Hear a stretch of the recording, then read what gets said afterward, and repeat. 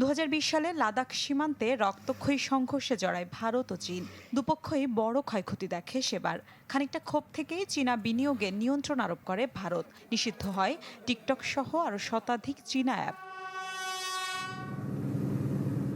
সেই থেকে তলানিতে দিল্লি বেইজিং সম্পর্ক। পরবর্তী 5 বছরে দুই দেশের মাঝে চলে এক শীতল সংঘাত। তবে হঠাৎই হাওয়া বদল। সাম্প্রতিক সময়ে যেন হঠাৎই আদর্শ প্রতিবেশীর বেশে হাজির চীন ভারত। উষ্ণতা শুরু গেল অক্টোবরে। রাশিয়ার কাজানে মোদি সি জিনপিং বৈঠকের মধ্য দিয়ে যেন গলতে শুরু করে সম্পর্কের বরফ। এবছর জুনে ভারতের তীর্থযাত্রীদের তিব্বতে যেতে অনুমতি দেয় চীন, আর ভারতও ভিসা দেয়া শুরু করে চীনা নাগরিকদের। চীনের পররাষ্ট্রমন্ত্রী ওয়াং ইর দুদিনের ভারত সফর এবং 7 বছর পর মোদির চীন সফরের ঘোষণা যেন চোখে আঙুল দিয়ে দেখাচ্ছে পাল্টে গেছে কূটনৈতিক সমীকরণ।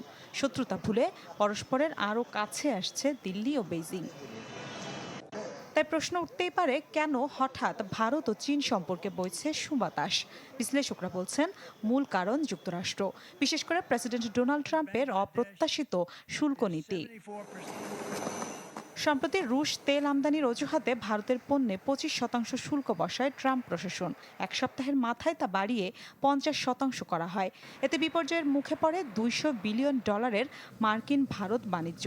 জবাবে ইউরোপসহ নানা দেশ মস্কোর তেল কিনলেও তাদের বেলায় ওয়াশিংটনের নীরবতাকে দ্বিচারিতা আখ্যা দিয়ে সম্পর্কের পারদ তলানিতে নামায় দিল্লি।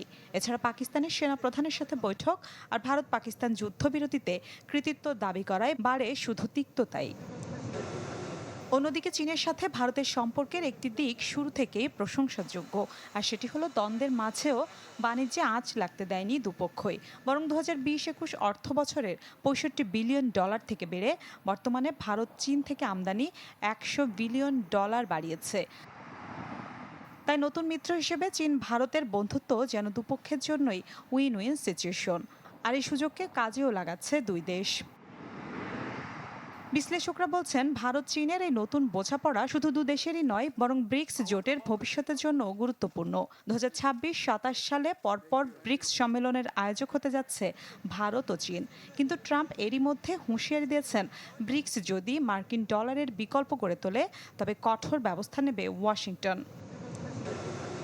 তবে বিশ্বের বৃহত্তম জনশক্তির দুই দেশ এক হয়ে গেলে ট্রাম্পের সে হুমকি কাজে আসবে কিনা সেদিকে তাকিয়ে গোটা বিশ্ব। মিলা খন্দকার, চ্যানেল 24।